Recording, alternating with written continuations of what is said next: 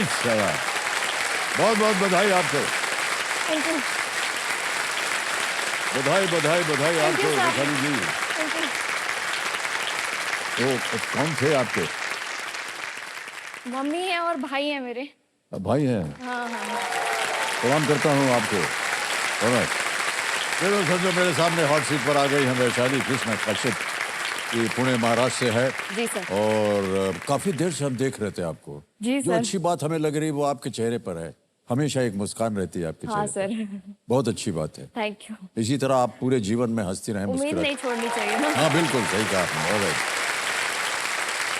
थोड़ा सा अपना परिचय दे दीजिए हमें अपना। सर मेरा नाम वैशाली कृष्णा काशिद है, मैं पुणे महाराष्ट्र से हूँ और मैंने सर ग्रेजुएशन इंजीनियरिंग में किया है, बट अभी फिलहाल मैं यूपीएससी का प्रिपरेशन कर रही हूँ। ओ, यस सर।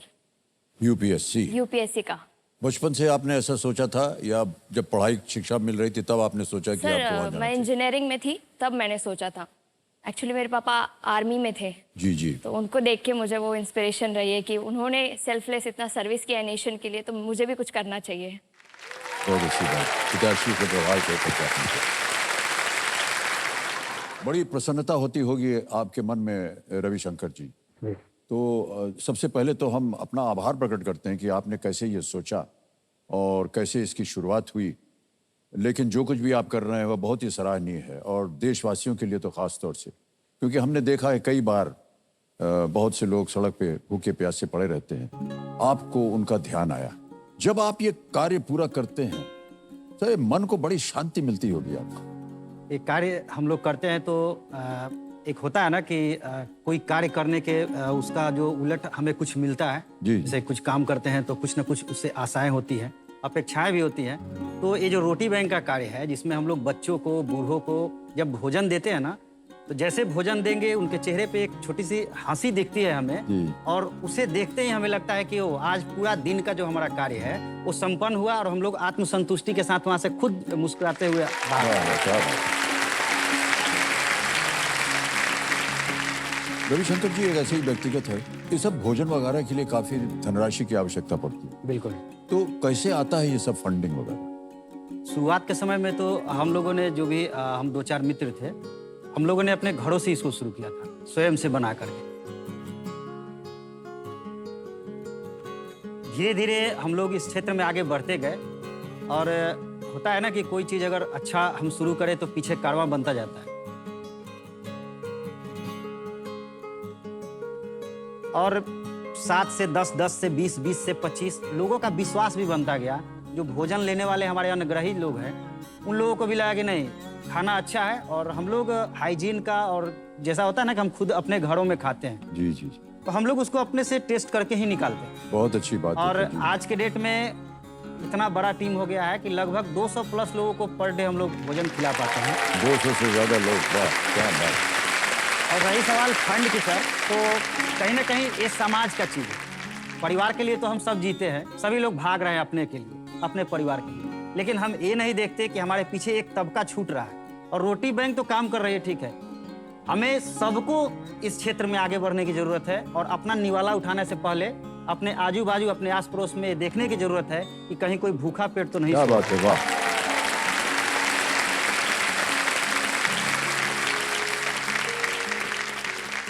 अगर जिंदा है तो कहीं ना कहीं कुछ कर जाएं समाज के लिए, कुछ कर जाएं अपनों के लिए। अपने तो परिवार सब है, लेकिन उन लोगों को लेके हम चल रहे हैं। तो एक सभी की जो है इसमें सहभागिता है, ये हम लोगों की सहभागिता नहीं है, पूरा समाज इसमें हमारे साथ है। और आज हम बहुत ही कितना सुंदर उदाहरण है ये आजकल हमारे देश में एक इस तरह के कार्य करने के लिए। बहुत बहुत बधाई आपको भाई साहब, और जो कुछ भी आप कर रहे हैं उसमें और भी बढ़ोतरी हो। और आज के कार्यक्रम में तो जैसा कि हमने कहा है कि घी और आटा और चावल जो है वो 100 गुना ज़्यादा मिलता जाएगा, जैसे जैसे यहाँ पर कंटेस्टेंट जो हैं वो सही उत्तर देते जाएंगे। बहुत बहुत बधाई। वैशाली जी, अब आएगा आपके सामने 11वां प्रश्न, जो कि 0 रिस्क प्रश्न होता है। जी खेलिएगा जरूर इसे, क्योंकि सर। ये लीस्ट रिस्क है। जी। 6,40,000 रुपए। 11वां प्रश्न स्क्रीन के ऊपर ये रहा।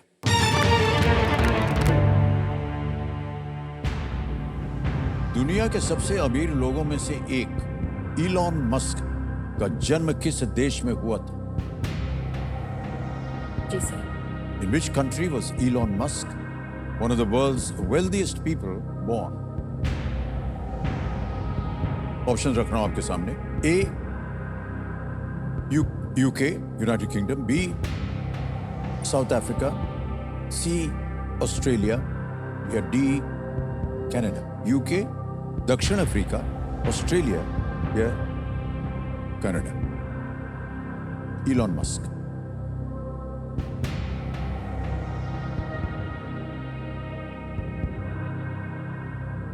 समय आपके पास। जी सर।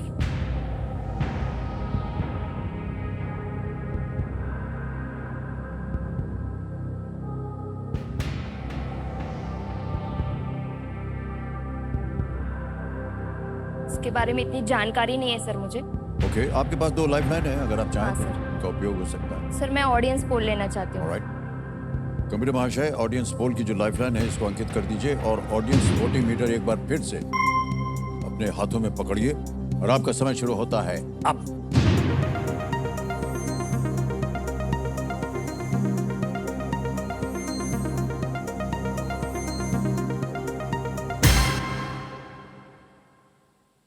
बी, दक्षिण अफ्रीका को 38 मिला, ए को मिला है 30, डी को मिला है 20, सी को मिला है 12।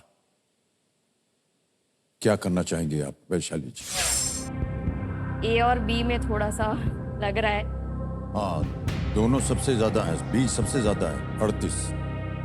सर मैं डबल डिप लूंगी। डबल डिप, एक हाँ और सर, लाइफ। हाँ सर। वैशाली जी डबल डिप लेना चाह रही हैं, इसको अंकित कर दिया जाए। अब तो जैसा कि आप जानते हैं वैशाली जी, आप क्विट नहीं कर सकती हैं खेल को, आपको खेलना ही पड़ेगा। जी सर। 2 अवसर मिलेंगे उत्तर देने के लिए। जी सर। पहला उत्तर बताइए। बी साउथ अफ्रीका को लॉक कर दीजिए। बी साउथ अफ्रीका पे ताला लगाया जाए। यही सही निकला। अरे वाह, क्या बात है। Well played audience. Double dip lifeline देने ने बहुत ही असरदार इस्तेमाल किया है। इलॉन मस्क का जन्म और पालन पोषण जो है वो दक्षिण अफ्रीका, साउथ अफ्रीका में हुआ था। वो आगे कनाडा और अमेरिका में पढ़ने चले गए और उनकी कंपनियों में कार्स, स्पेस एक्सप्लोरेशन, एआई और अभी हाल ही में सोशल मीडिया में संबंधित कंपनीज शामिल हैं। जी सर।